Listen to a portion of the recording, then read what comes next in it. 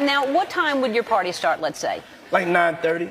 Really? That early? Yeah. I could make that. Yeah. But I could think of you of starting a party at like midnight. Like, what time will it go till? That's a different type of party, though. Uh-huh. 5 hours later. Take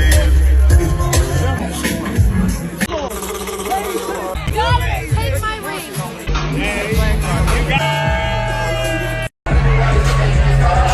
Big ass bed. Party on the bed. We'll say is at one particular party. Hey, how about we meet up at a coffee shop and play this fun dating card game? We'll have fun and see if we're compatible all at the same time. Ooh, what's the name of the game? It's called Deeper Discussions.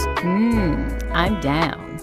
Okay, meet you at 6. Fellas, buy this card game. Ladies, buy this card game. Buy about 2 or 3 card games. The main reason why people can't stay together isn't because they don't like each other no more. It's actually because their present family issues come up or their past family issues come up. But when you play Deeper Discussions, you'll be able to understand a person's family issues up front. This game can be played with either 2 people or an entire group. So have fun. Deeper Discussions Dating Edition. Again, these cards are good for vetting a potential boyfriend, a potential girlfriend, a potential husband, a potential wife. The texture of these cards are so soft and silky, by the way. Like they ain't gonna get really wore out. Durable. A dating card game for introverts who have a hard time asking the much needed compatibility questions. Deeper Discussions, the card game. There was an artist there who said, "Hey, Lecrae, 1 a.m. Make sure you're not here." And I was like, "What? You just don't want to be here at 1 in the morning?" And I was like, Say less. He's about to say less, right? And leave, right? He's Mr. Gospel rapper, right? He's Mr. I'm just here to network, right? So I'm quite sure what he's about to say next is say less. I'm out of here, right? now my pride kicked in like, yo, you don't know me. Like, you know what I'm saying? Like, I can handle myself. Well, this man want to see some balls. Probably 12:30. I'm downstairs. I go downstairs to the studio. I come up out the studio, and I'm headed back upstairs to like the main area where everyone's kind of congregating and hanging out. And the music changed. It was like really hard and heavy at first, and then, you know, like jam and dancing music. And it was a little softer. You know, it was a little more sensual when I came out the studio and started going upstairs. And on my way upstairs, there's like this couch.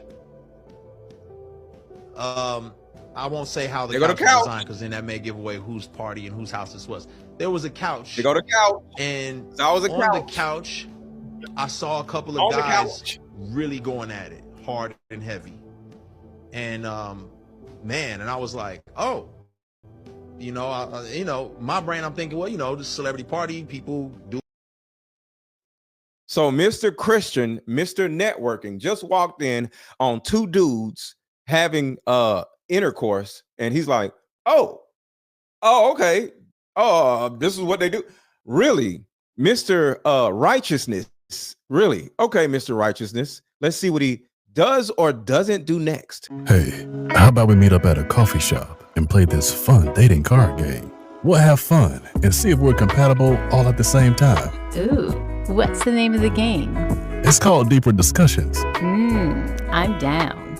Okay, meet you at 6. Fellas, buy this card game. Ladies, buy this card game. Buy about 2 or 3 card games. The main reason why people can't stay together isn't because they don't like each other no more. It's actually because their present family issues come up or their past family issues come up. But when you play Deeper Discussions, you'll be able to understand a person's family issues up front. This game can be played with either 2 people or an entire group. So have fun. Deeper Discussions Dating Edition. Again, these cards are good for vetting a potential boyfriend, a potential girlfriend, a potential husband, a potential wife. The texture of these cards are so soft and silky, by the way. Like they ain't gonna get really wore out. Durable. A dating card game for introverts who have a hard time asking the much needed compatibility questions. Deeper Discussions, the card game. On the couch, I saw a couple of guys really going at it, hard and heavy. And man, and I was like, oh, you know, my brain, I'm thinking, well, you know, this celebrity party, people do what they do. As I started moving upstairs, I passed them up, and I noticed that it wasn't just those 2 guys. It was more and more people just going at it. I was like, okay. Why are you going upstairs, Mr. Righteousness?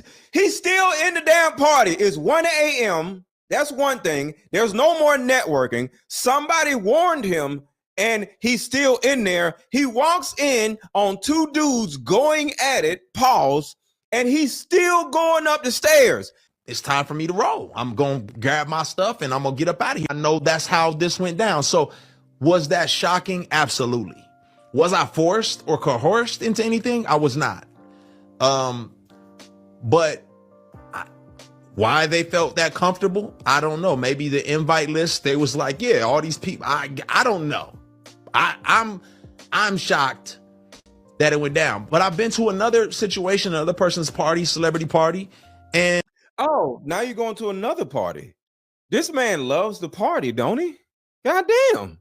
And you know, a celebrity tapped me on my shoulder, and I was hanging out with them, and they was like, yo, nephew, you might want to go into the other party because this cabana, we about to close it up. And they closed up the cabana, and there was about 3 or 4 big name artists in there, and a whole bunch of ladies start walking in that cabana, and a security guard stood in front of the door. Hey, they didn't coerce me.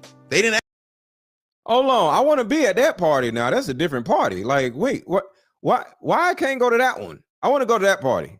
Asked me to come in, and everybody said, you probably should not be in this cabana. You probably just want to go back out there with the Why? There's a whole bunch of women. I want to be in that one. cocktails and the hanging out and the hobnobbing.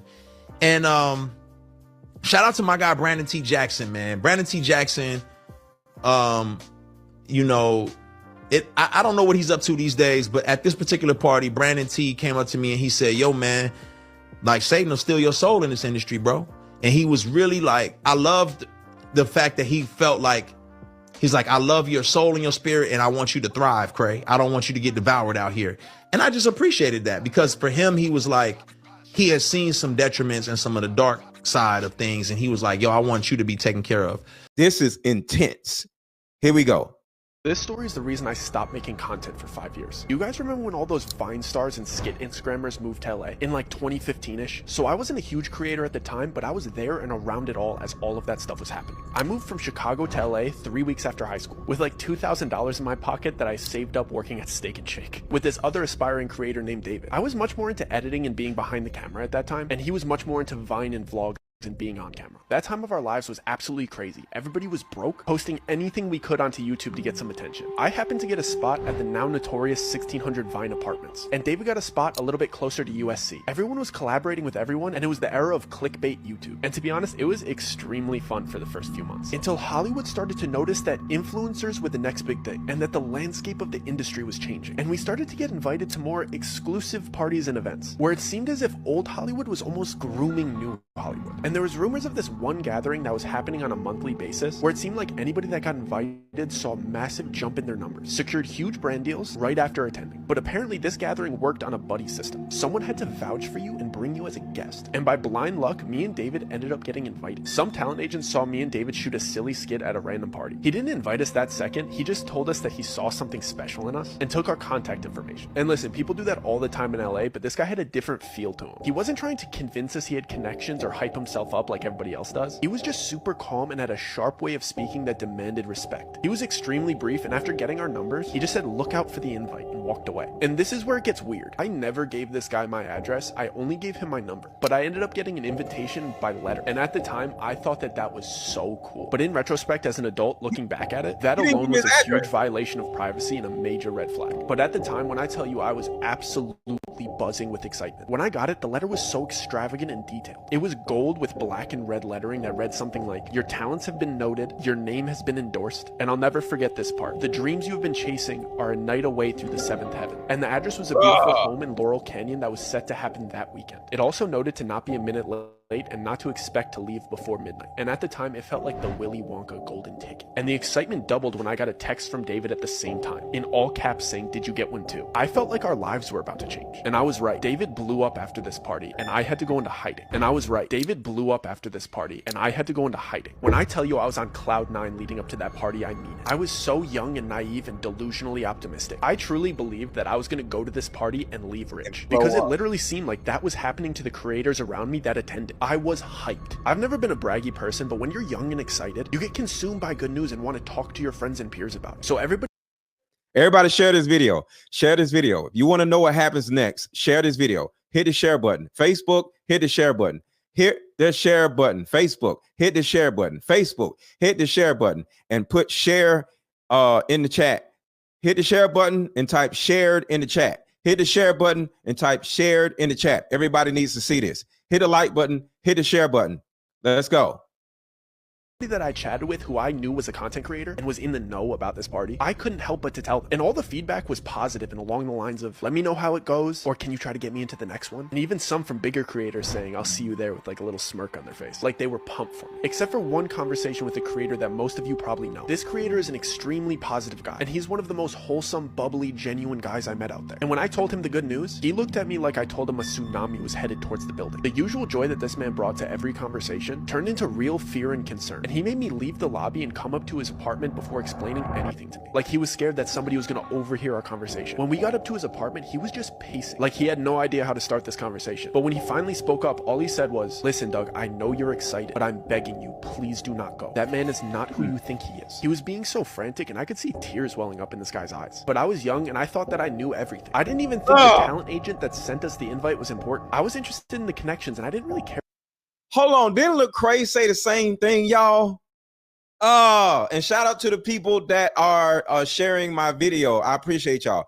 Lecrae said the same thing in the beginning of the show. Remember, somebody warned Lecrae to leave the party, and Lecrae was like, nope, I'm staying. I want to see what's going on.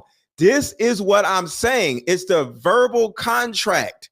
They warn you on purpose to get you to want to stay. It's nuts. It happened to Lecrae. This is how they get you, y'all.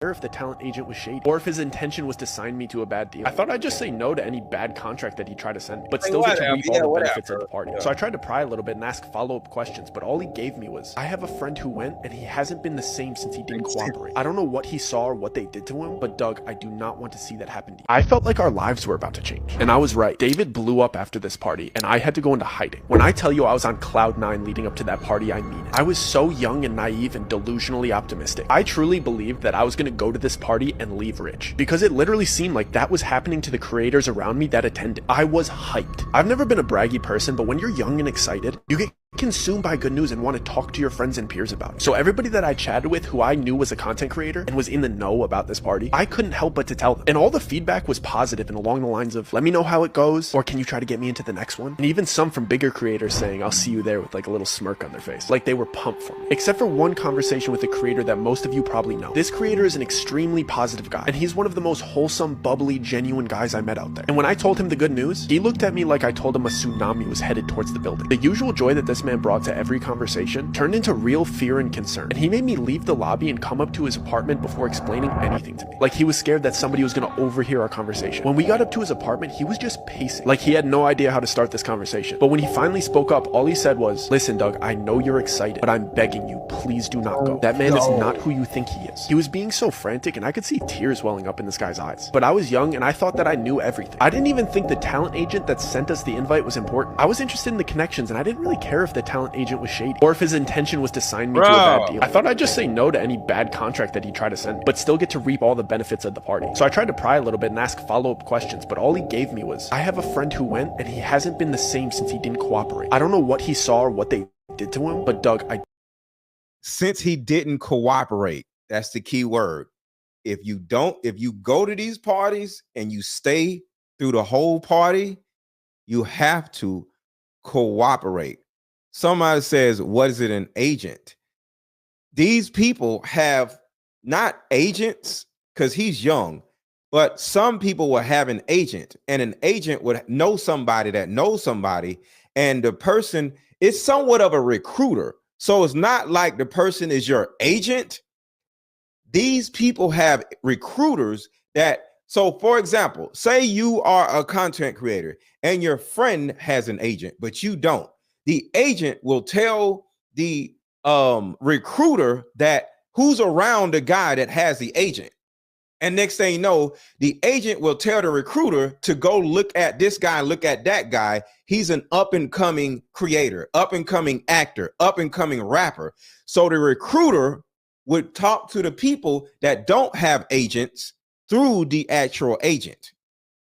Do not want to see that happen to you. I don't know what he saw or what they did to him, but Doug, I do not want to see that happen to you. I start reassuring him that they won't make me do anything that I don't want to do. I don't even drink, let alone take any party favors. So peer pressure isn't much of an issue for me. I make up a lie to get out of the situation because, to be honest, I selfishly wanted to stay excited about this party. And I really didn't want to hear anything negative about it. So I jokingly told him that I'd text him when I got home and that I had to leave to edit some videos tonight. What I was really doing was calling my dad to beg him for $100 to buy a rental suit. Mind you, we were all still poor, and I was living in an apartment that I could barely afford. My dad reluctantly sent me the money, and I immediately texted David to pick me up tomorrow at 5 p.m. so we could both get our suits before the party and grab food before we head to the party at 11. When David picked me up the next day, he was so excited and in such a great mood. Now remember, David does not know about the warning. David was not told not to go to the party. He was told. David was not. Keep that in mind. That I had to hide my concerns from him, at least while we were shopping for the rental suits. I had to manufacture excitement because David always has his camera out, and I wouldn't just be spoiling the mood, I would be ruining the content that he was trying to record. So I went along with it throughout the shopping process. Our plan was to drop his car off at my apartment, walk to the In-N-Out Burger on Sunset Boulevard, eat, and then change into our suits in the bathroom and hop into the Uber, so we didn't smell like burgers. When we finally sat down to eat, I took that opportunity to bring up the warning that my friend gave me the day before in his apartment. I told him everything that he said to me and how scared he looked when he said it, and that I was feeling a little bit worried about going to this party. David cut me off before I even got to finish my sentence and firmly said we're going, and then went on a rant about how my friend is a jealous clout chaser and that he's just salty that his content isn't good enough and would never be invited to something like this. He said it in a half serious, half joking tone like he always does when he wants to get his way. Then he finished off by guilting me and saying, Doug, don't ruin this opportunity for us. Please just get through this party for me. I'd never heard anybody talk about my friend that way, but I'd known David for so much longer, so I trusted his judgment. So I nodded my head and called the Uber. We changed in the bathrooms and hopped into the Uber, and David starts recording again. So I have to pretend to be excited again. But once we got off the side streets and started driving up Laurel Canyon, I started getting anxious and internally panicking. If you're not familiar with Laurel Canyon, it's filled with beautiful homes, but at night it's extremely dark and borderline freaky, especially when you consider all the history with the Manson murders in that area. Part of me feels like we're dropping ourselves off into a setup. Now, I've been to a few Hollywood Hills parties, not a Diddy party, but I've been to a few Hollywood Hills parties, and it does look eerie as hell because for those of you who are not familiar with Hollywood Hills, the hills are literally like, they're this steep. You're driving up a mountain. Hollywood Hills is literally up a mountain. So you're driving up a mountain and all the houses are on the side. And at night, it looks scary as hell. So yeah, Hollywood Hills is scary as hell. But once we arrive, all of my worries get washed away. We pull into the driveway and this house is beautiful and extravagant. And everyone waiting in line to walk in is smiling and laughing and friendly. So I get excited again. At the door, they take our phones and have us sign an NDA, which isn't uncommon in house parties like this in LA. I never been to a Hollywood Hills party where they took my phone and I signed an NDA.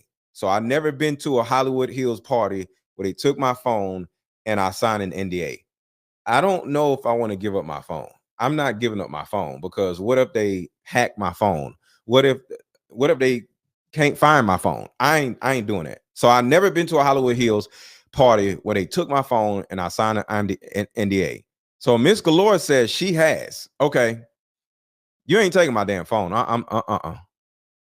And they give us a mask and a name tag with funny aliases. My mask looked like a bear and David's looked like a bird. My alias was Stardust, which David got a crack out of, and his was Banshee. We enter what you could call like the lobby of the house, and as we're walking in, the apparent host of the party starts giving a speech. This man is very eccentric and outspoken, and he's got the cadence of a late night show host. And Everybody hit the like button. Everybody hit the like button. I got 1,000 people that still has not hit the like button. All right. So I got people on Facebook and I got people on YouTube. and it's over 1,000 people collectively, and over 1,000 people have not hit the like button. So if you have not hit the like button, please hit the like button. My likes are low. Please and thank you. Spot the agent that invited us standing right behind him. The speech was basically just encouraging everybody to have fun and explaining the itinerary of the night. Apparently this was a themed room party, and all of the guests were instructed to move to the next room whenever the grandfather clock chimed. He wrapped up his speech with some cheeky joke, and then one line that still irks me to this day. He said, "Have fun now. Our descent starts at midnight." I tried to give David the eyes that I didn't like. Wait. See, that's another thing right there.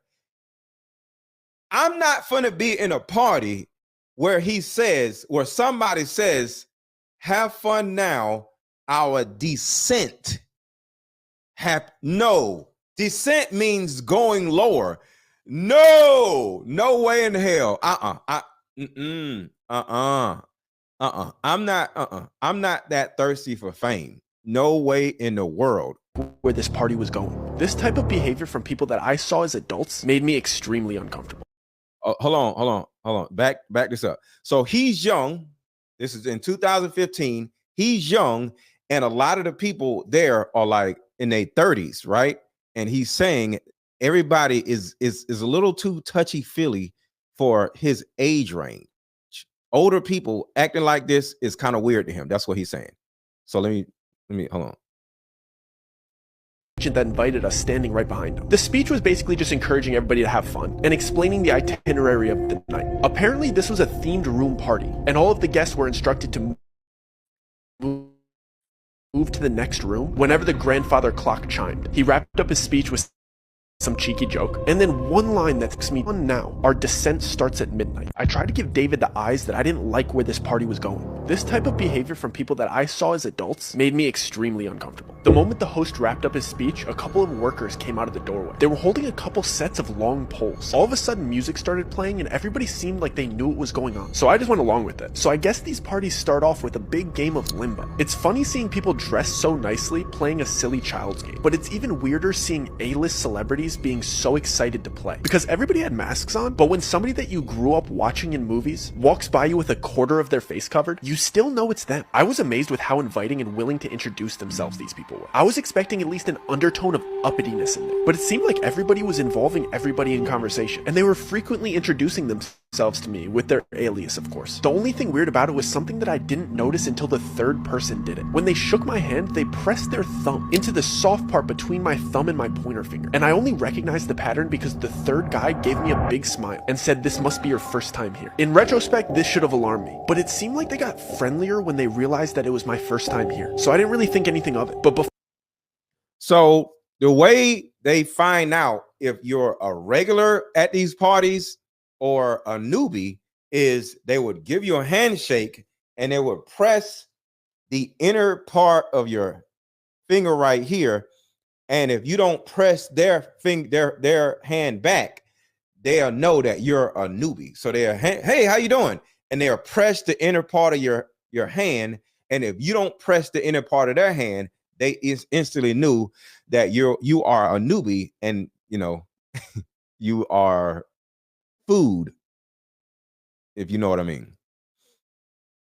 Before I got to ask any follow-up questions about this odd handshake, the first grandfather clock chime went off, and everybody excitedly rushed into the second room. When I finally got in there, I was taken aback by the dramatic decor change. Everything in this room was different shades of blue. The music was romantic, and all the furniture was cabana beds. There go the couch. Remember, Lecrae was talking about there was a big couch. There's the couch. Y'all remember that, right? Remember, put a 1 in the chat if y'all remember in the earlier part of the show that I'm doing, Lecrae talked about a couch. Y'all remember that? Put a 1 in the chat if y'all remember the couch that Lecrae was talking about. There's the couch.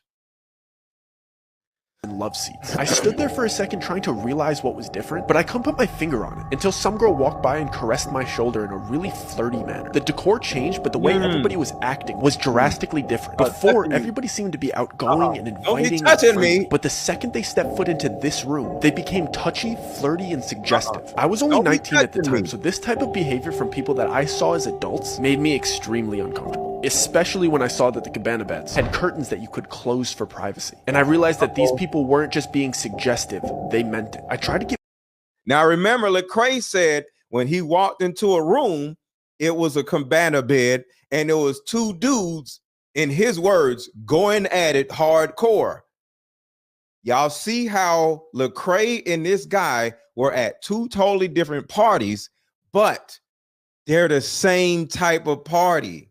So what I'm letting you know is these after hour industry parties to a certain degree are all the same. The same shit. Black guy, white guy, same type of party, same different cities.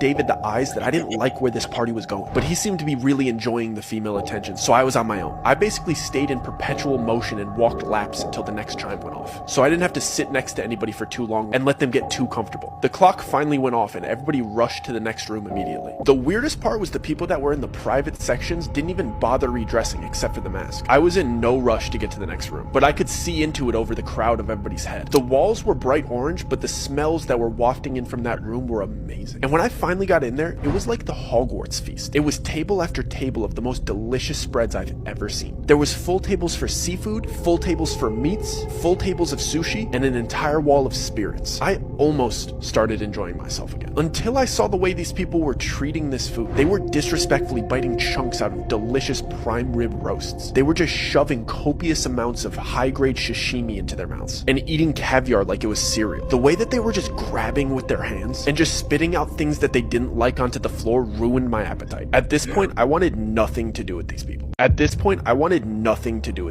So I went up to the only familiar face in the room. The agent that invited me was the only other person not eating. So I approached him and lifted up my mask, so he'd recognize me considering we'd only met one time. Before I even got out my greeting or got my mask halfway off my face, he abruptly pressed my mask back into place and sharply said, "Mask stay on till the 6th room." He did it in a way that seemed like I was embarrassing him for not knowing the rules. So to ease the tension, I jokingly replied, "So we're only halfway there, huh?" He didn't laugh or make eye contact. He just dismissively replied, "I encourage you to engage in the festivities. A slow drip is better than a flood." He started to walk towards the door as the clock chimed for the next room, like he knew it was about to go off. I didn't like that interaction at all. He's the one that invited me here, and he seemed to have no interest in talking to me. I just kept going over what he said the entire time while we were in the next room. This room was yellow and basically just a casino. I wanted to talk to David privately and let him know that I wanted to leave, but he seemed to just be caught up in the momentum of the party. Plus, there was a roulette.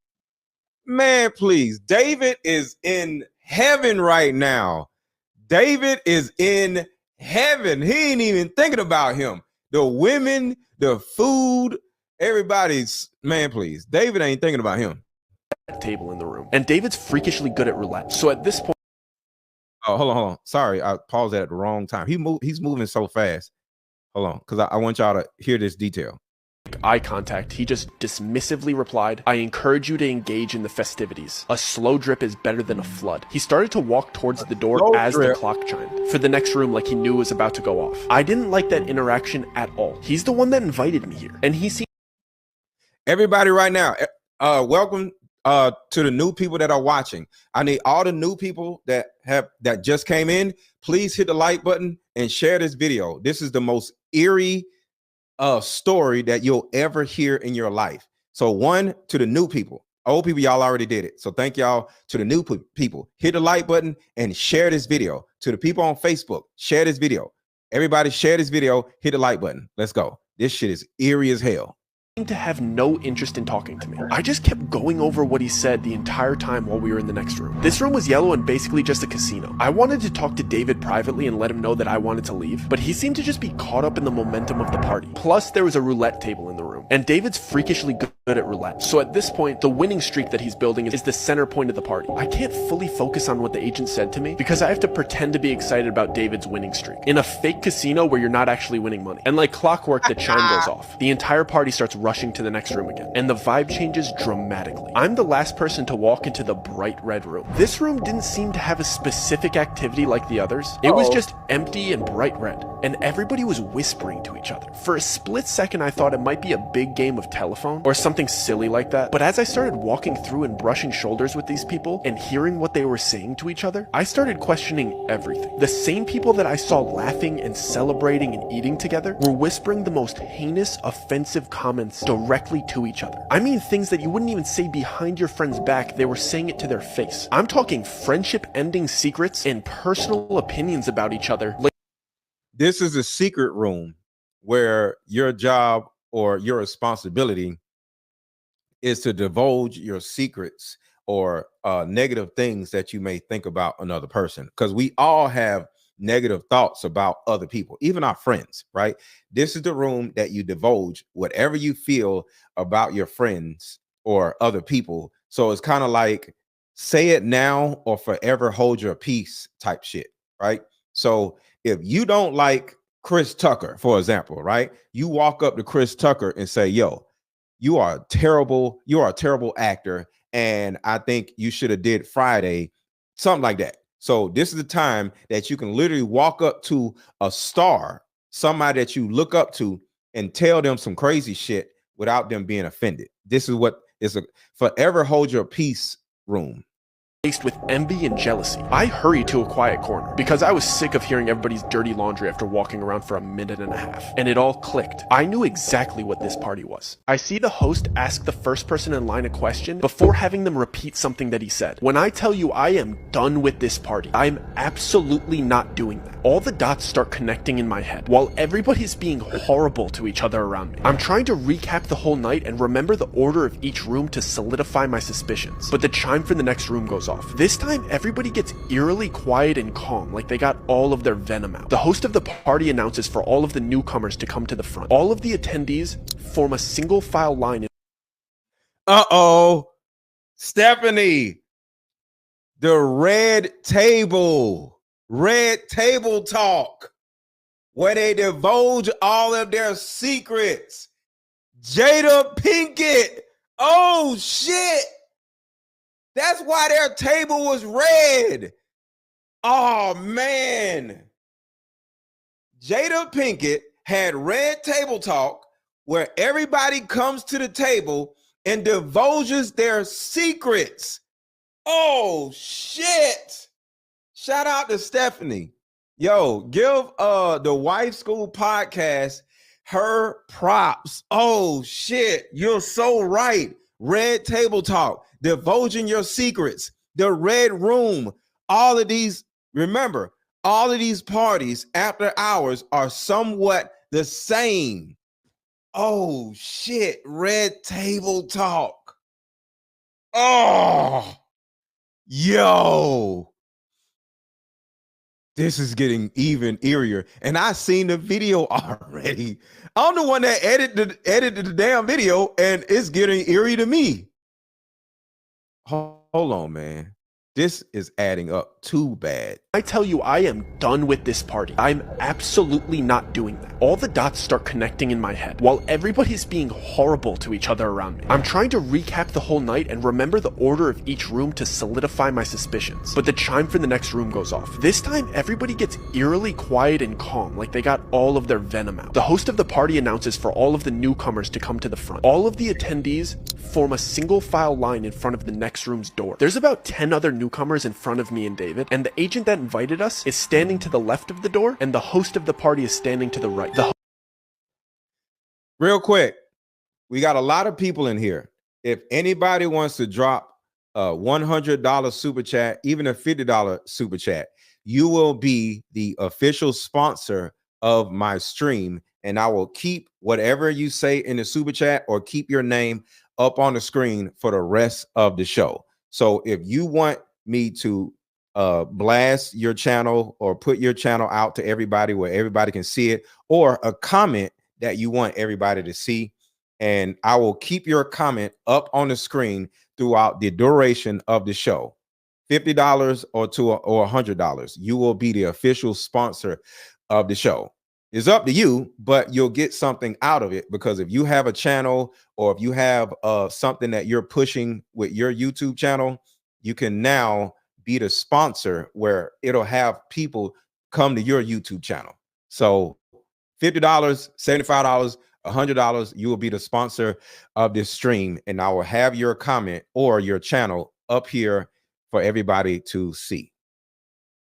Host has a pile of books on the table next to him. I see the host ask the first person in line a question and then grab a book based on his answer. He would present the book to the person and place a diamond-shaped metal symbol on top of it before having them repeat something that he said. Then he'd take their mask off and let them enter the next room. I couldn't make out exactly what he was doing until there was only 2 people ahead of me in line. The books were Bibles, Qurans, Torahs, and so on. He would ask the person, and which one is yours? Whichever they chose, he'd grab it and place the metal symbol on top of it. He'd have you put your hand on top of the metal symbol and then repeat, I am my own God, I bow to nobody but myself.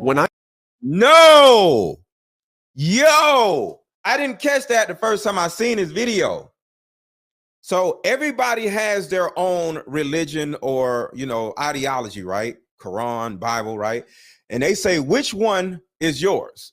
I, in particular, would say Bible, right? And he puts this symbolic thing on top of the Bible and have you put your hand over the Bible and say, I only worship me and nobody else. Are you crazy?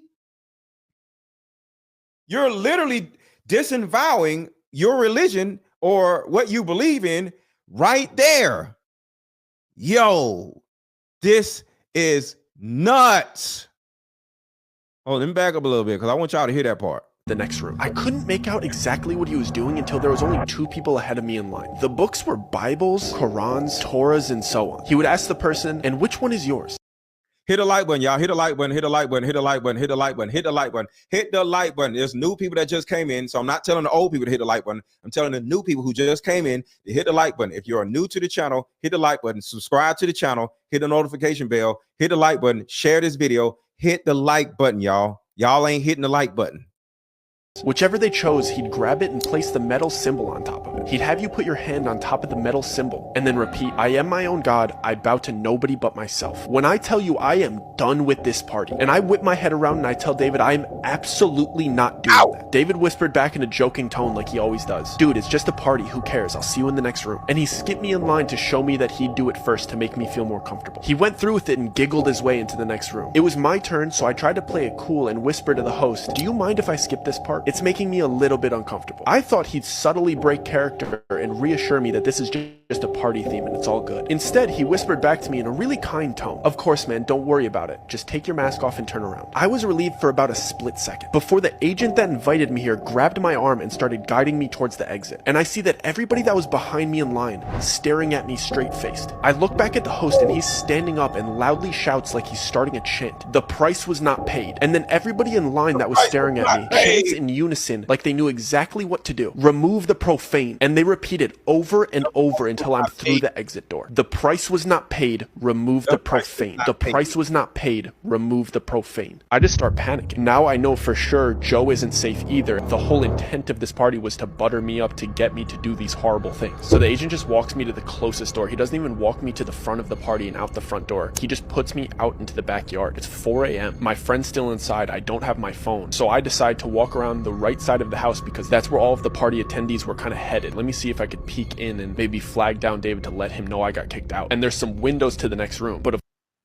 right, so somebody said, what's the deal with Diddy? This is not a Diddy party, but this is an industry party. This young man is talking about, we talked about Diddy. We're gonna go back to Diddy in a minute, but this right here is this man talking about how he went to an LA social media party and how he almost or potentially got, I ain't gonna say it, but watch what happens next. Watch what happens next. To the new people, hit the like button, because the more people hit the like button, this video is going out to more and more people. We had 1,500 Facebook and YouTube connected together, but it's because y'all are hitting the like button. So help get me to 2,000 people by hitting the like button. Help me get to 2,000 viewers by hitting the like button. You are doing this for me by hitting the like button and sharing this video. So y'all are doing this for me. So thank you. Watch what happens. right side of the house because that's where all of the party attendees were kind of headed. Let me see if I could peek in and maybe flag down David to let him know I got kicked out. And there's some windows to the next room. But of course, these windows are like big church stained glass windows. And you can't really see through stained glass windows like the colored ones. But if you go really, really close and you look through the white parts, you could kind of see clearly what is on the inside. And this room is like a bizarre church replica without all of the seating. It's just a big church-like room. And all of the people that were in there had their masks off. And it was like a big circle and almost looked like an initiation. And all of these celebrities are standing around in a circle around the other 9 new people. It was 10 excluding me. And there was big TV grade cameras recording, and it looked like the group of celebrities and everybody else that was there was kind of cheering them on. But then there was clearly people in there that were much more serious and kind of threatening, and the 10 new people were in the middle of this room being forced to do horrible things that I wish I could unsee. And the new people clearly didn't want to do these things. They were being forced to do these things. And they were clearly recording it. And I see my friend being forced to do these horrible things in front of these people and in front of these cameras. So right here, what do y'all think he's seen his friend David doing? He said he was able to see his friend David doing these horrible things, and everybody was cheering him on while they was recording him. What do you think David was doing? And somebody on Instagram says, what are we talking about? Come over to Mr. Let Go on YouTube, or come over to Mr. Let Go on Facebook, and you'll be able to see. This is some crazy mess. What do y'all think David is doing that they're cheering him on? Everybody's saying the same thing. Everybody hit the like button, y'all. If y'all are enjoying this thus far, hit the like button. If y'all are enjoying this story thus far, hit the like button, please. You guys are bringing this video out to more and more people. Y'all are doing this for me, so I appreciate that. Y'all are getting this video out to more people by hitting the like button, so thank you. Around the other 9 new people. It was 10 excluding me. And there was big TV grade cameras recording, and it looked like the group of celebrities and everybody else that was there was kind of cheering them on. But then there was clearly people in there that were much more serious and kind of threatening. And the 10 new people were in the middle of this room being forced to do horrible things that I wish I could unsee. And the new people clearly didn't want to do these things. They were being forced to do these things. And they were clearly recording it. And I see my friend being forced to do these horrible things in front of these people and in front of these cameras. I just start panicking. I don't know what to do. So in my head, I'm like, I just need to get out of here. So I start speed walking to the front of the house, and I'm thinking I need to get out of this gate. There's only one street. We're on Laurel Canyon. So it's either I go left and start running towards Studio City, or I go right and start running towards... Wait, he ain't got his phone. He just running out here without his phone? You finna give me my damn phone. West Hollywood. I'm not about to go knock on other people's doors. I'm just trying to get back to like civilization. And I'm trying to remember if we're closer to Studio City or if we're close. All right, real quick. Y'all gonna be mad at me, but I gotta catch y'all right at the theater part. And y'all already know what TV shows do, right at the cliffhanger. So don't get mad at me. This is what TV does. You don't get mad at TV when they do this. So don't get mad at me. We'll be right back to find out what happens next, because I need y'all to buy my card game. How about we meet up at a coffee shop and play this fun dating card game? We'll have fun and see if we're compatible all at the same time. Ooh, what's the name of the game? It's called Deeper Discussions. I'm down. Okay, meet you at 6. Fellas, buy this card game. Ladies, buy this card game. Buy about 2 or 3 card games. The main reason why people can't stay together isn't because they don't like each other no more. It's actually because their present family issues come up or their past family issues come up. But when you play Deeper Discussions, you'll be able to understand a person's family issues up front. This game can be played with either 2 people or an entire group. So have fun. Question number 1. Name a time when money was the main factor why a relationship went bad. Deeper Discussions Dating Edition. Again, these cards are good for vetting a potential boyfriend, a potential girlfriend, a potential husband, a potential wife. The texture of these cards are so soft and silky, by the way. Like they ain't gonna get really wore out. Durable. A dating card game for introverts who have a hard time asking the much needed compatibility questions. Deeper Discussions, the card game. All right, before we get back to the cliffhanger, everybody make sure to buy my card game. I need 10 people right now to buy my Deeper Discussions card game. We got what? we got about 1,500 people in here. We can get 10 people to buy the card game out of 1,500 people. So I need 10 people right now to buy my card game. They're $28 a deck. Is 81 cards in a card game. So it's reasonably priced. Hit the link, hit the link, hit the link. Answer the chat. So somebody says they want me to do a giveaway. Put a 1 in the chat if y'all want me to do a card game giveaway as we talk about the cliffhanger. We're going back to the cliffhanger, but if y'all want me to do a giveaway, I'll do that. So what I'll do, if y'all want me to do a giveaway for the next, I did this last night and it was super fun. So what I want to do is do a giveaway. Y'all asked for this. We're gonna go back to the video in a second. For the next 10 people to buy my Deeper Discussions card game, the link is under this video. The link is over this video. The link is in the chat. For the next 10 people, I need 10 people out of 1,500 people watching. 10 people. I need 10 people to buy my card game. And out of those 10 people, one person out of those 10 people, I'm going to send you a $50 super chat. I mean, $50 cash out. So that means you buy the card game.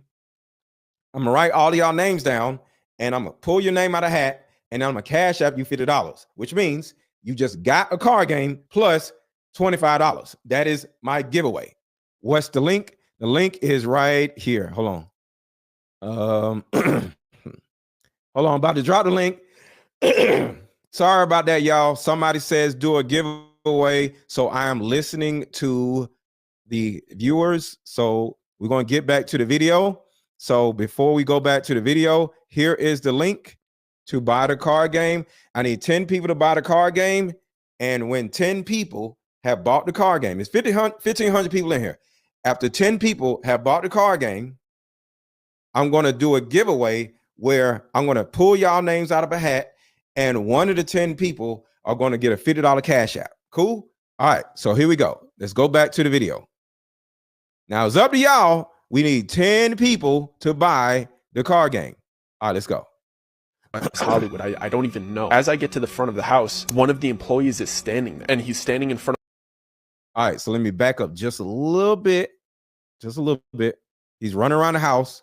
Of this room being forced to do horrible things that I wish I could unsee. And the new people clearly didn't want to do these things. They were being forced to do these things. And they were clearly recording it. And I see my friend being forced to do these horrible things in front of these people and in front of these cameras. I just start panicking. I don't know what to do. So in my head, I'm like, I just need to get out of here. So I start speed walking to the front of the house. And I'm thinking, I need to get out of this gate. There's only one street. We're on Laurel Canyon. So it's either I go left and start running towards Studio City, or I go right and start running towards West Hollywood. I'm not about to go knock on other people's doors. I'm just trying to get back to like civilization. And I'm trying to remember if we're closer to Studio City or if we're closer to West Hollywood. I don't even know. As I get to the front of the house, one of the employees is standing there, and he's standing in front of a car, and he has my phone. I'm not sure if he knows that I just saw everything, so I'm kind of standing there deer in headlights, but he just politely goes, here's your phone and here's your ride. Don't worry, the driver will take you home. So I take my phone and I sit in the car, and I'm trying to gauge to see if this driver has any malicious intent, but he doesn't seem to. And within the first 3 minutes, I know that they don't think I saw anything. They were just getting my stuff prepared and my car prepared to take me home, because they're under the impression that I didn't see anything too bad, and I got kicked out before any horrible things started happening to people inside of this party. So I get in the car and I'm checking my phone. My phone was fully charged when I got here, so I don't know what they did, but my phone won't turn on. I have to sit through this 30-minute car ride. One of my best friends is back at this party getting mistreated and recorded doing horrible things, and I can't tell anybody. So I get through this 30-minute horrible suspense-filled car ride thinking about all of the people that were so nice to me inside of this party, and the whole intent of this party was to butter me up to get me to do these horrible things. And when I finally get back to my apartment, I run upstairs, I plug my phone into the charger, and the first texts that come through are from my friend Joe. And I completely forgot that my friend Joe was coming to visit me. He was coming on a little mini vacation, and I was going to play tour guide and show him around the city. So now I'm thinking I only have like 4.5 hours to sleep before I have to go pick up my friend from the airport, and I still don't know if my other friend is okay. So I'm blowing up David's phone because he's still at this party, but I set a timer so I get to the airport to pick up my other friend. So So I barely get any sleep. I drive to LAX to go pick up Joe, and I drive him back to my apartment. And when I'm coming back into my apartment, David's in the lobby, and he's talking to some other big creators, like bouncing video ideas. It's like 9:30, 10 a.m. at this point, so we're just kind of having coffee by the cafe and chatting. I tell Joe to go upstairs to my apartment and drop off his luggage, and I go ask David if I could talk to him really quick. I'm clearly very distressed, and he's being very jokey with me, and he doesn't seem like anything bad happened, and he's just kind of making fun of me for getting kicked out of the party. I'm just letting him talk for a little bit, and I finally tell him I was looking in through the next window. I saw what they made him do, and I was just asking him if he's okay. And the second I said that, he immediately switched on me, and he started damn near cussing me out and saying friendship ending things, and his eyes turned from happy and giddy to filled with almost fear and a little bit of betrayal. When he stormed off, he pulled out his phone and he was calling somebody as if he was like reporting something back to them. I immediately start freaking out. I assume that he's telling me that I saw what they did, and now I have my friend upstairs who thinks he's just on vacation when I just saw hyper successful rich people doing unspeakable acts, and they have all of the resources to come after me. They know where I live, and David isn't even on my side because the dirt that they have on him now. I have to pretend that everything's okay to Joe because he flew all the way out here for a vacation, and I don't even really know how bad the situation is. I don't even know how to tell him about everything that happened the night before. And I promised Joe that we were going to go to Runyon Canyon this morning, so he goes and changes into hiking gear, and I drive him over to Runyon Canyon. We do the hike for a few hours, and when we come back and I check my mail, there's another letter from these people, and I take it to the bathroom because I don't even want Joe to see it, and it's a screenshot of the surveillance footage of me looking in through the window and a little handwritten note, just a reminder of the worst mistake you've ever made. Curiosity killed the cat. And I start freaking out. I know that David just betrayed me and told them that I saw, and now they have proof that I saw. Now I'm just a walking liability to them, and now they're threatening me and that was the worst mistake that I've ever made, and insinuating that curiosity killed the cat. I'm the cat, but it's still not enough to tell Joe about what happened. So I just go on with this charade, and I'm just playing tourist, bringing my friend around the city. And the first day, nothing happened. And to this day, I firmly believe that the only reason they didn't do anything to me is because Joe was there with me that whole week, and he had just finished the police academy, and he was officially a police officer. So I think me being with him is the only thing that kept me safe, because they weren't willing to do anything to a police officer. And I knew for sure they were keeping an eye on me the next day, because Joe asked me the night before if I had half and half for our coffees the next morning, and I didn't have any half and half, and he just jokingly said, "Who has coffee and doesn't?" Apparently half and half is a type of coffee or a store. Does anybody know what the hell half and half is? Half and half is a coffee shop or something? I have half and half. It was a conversation in passing. It was a joke. And the next morning we woke up and there was a full half and half in my fridge. And the only reason I noticed that is because Joe said, "Thanks for running out early and grabbing half and half. You didn't have to do that." I was kidding. I didn't go and grab that half and half. I knew that somebody was not only listening, but entered my apartment that night while we were sleeping. And then they started to do these things that only I would notice. Things that if you told anybody, they would look at you like you were crazy. Each night that we came home and we were just winding down and watching TV, I would go to turn my TV on and the remote control wouldn't work, and I would check the batteries, and the batteries would be switched from positive to negative and negative to positive, like they came into my house and just flipped my batteries. I know that my remote control worked the day before, and they just needed me to know that they were in my house and flipped my batteries, just to let me know that they were invading my privacy on a daily basis. And then it started escalating to when I would take Joe to lunch, or we would pop to the grocery store, or we would go to the movies, and we would come back to the car and my left blinker would be on. They would just open my car and put it down, and every time we would come back to the car, my left turning signal would be on. It happened like 6 times. How can I tell anybody that somebody broke into my car and turned my left signal down? It's something that only I would notice. And I can't tell Joe because I'm not trying to scare him, and it's also something that I don't even think he would take seriously. He would probably say, "You probably hit it down when you were stepping out of the car." And then things started to pick up. They started to do very specific things to me that weren't just by chance. We came home one day and I locked the door behind me like I was doing every time because I was super paranoid. My apartment door lock just locked swiftly. My apartment door lock doesn't lock swiftly. I would have to like press into it and jiggle it and force it to lock. And it's been like that since I moved in. And it had this sharp little nub on the front that I would feel with my thumb every single day. And one of the days we came home and it just smoothly locked and the nub wasn't there. So they were letting me know that I can't even lock them out. But how do I tell anybody that they're doing this to me? Because they would just say the apartment was probably aware of it and changed it. And I still wasn't able to tell Joe because I would think that he would come to the same conclusion. But then the next day, we go to the car to go to breakfast, and we get into my old car that I've had for 5 or 6 years at the time, and I grab my gear shifter and I go to pull it into reverse, and it smoothly goes from park to reverse. And my gear shifter doesn't smoothly go from park to reverse. You have to wiggle it in a certain way. You have to press press the button with your thumb in a certain way to get it into reverse. I only know this because I drove this car every single day for 5 years, and this gear shifter is pretty much broken. It's an old. Wait, so they fixed their car? I didn't watch it to this far. So they fixed his car. Or they broke his car and is moving because the gear shift isn't even connected properly anymore. They probably cut a line and the gear shift is moving good because the line may have been cut. Car. And that morning I got into my car and it smoothly went from park to reverse, and the wooden finish on the gear shifter was different. Mine had scratches on it and this one was brand. How did he get the phone back? They gave him his phone back. They gave him a Uber and the phone back. So they did not fix his car. They cut a line or shaved a line where if he was, because I didn't see it to this point, so I don't know what's about to happen, right? So they didn't fix his car because that sounds stupid. What they most likely have done is they cut some type of transmission line or something, or made the line a little frayed. So the more he shifts it, is easier to shift, but at some point is not going to shift at all, like drive or reverse or something. He's going to lose reverse or something like that.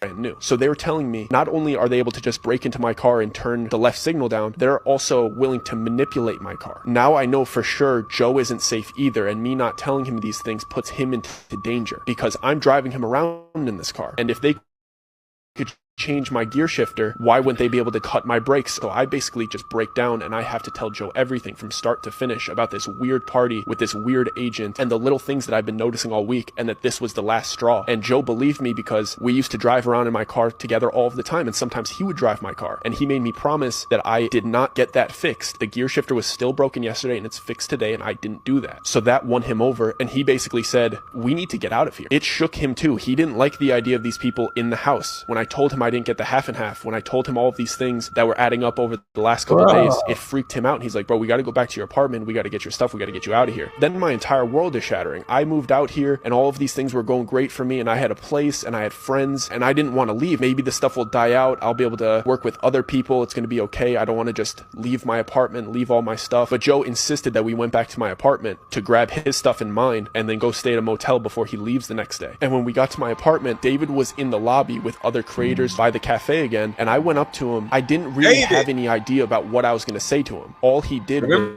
give me a coffee, ignore everything that I said, and walk away. But then when I looked at the coffee, it had a little napkin wrapped around it. I saw that something was written in Sharpie on the napkin. It said, I'm so sorry. You have to leave tomorrow with him. Otherwise, it's me and you. And I went upstairs and I packed a couple backpacks and I left LA the next morning with my friend, and I never went back.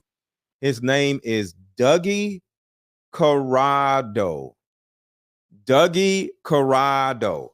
It's DougieCorrado. Hey, how about we meet up at a coffee shop and play this fun dating card game? We'll have fun and see if we're compatible all at the same time. Ooh, what's the name of the game? It's called Deeper Discussions. I'm down.